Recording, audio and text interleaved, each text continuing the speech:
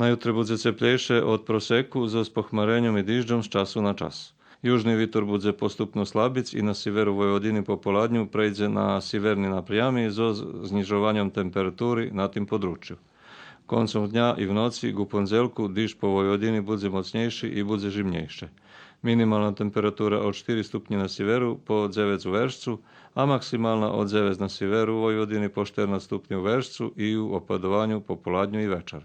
Na pondelok bude živnejšie so dýžďom, ktorý po koniec dňa môže prejsť do vlažného šnihu na severu i zachodze Srbiji. Ráno bude teplejšie od večera pre zachladzenie.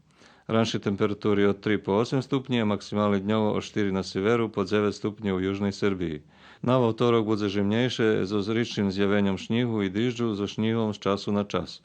Na stredu ráno bude mraz a prezeň slunečné intervaly i menší rost temperatúry, ktorý sa predĺži u druhej polovky týždňa.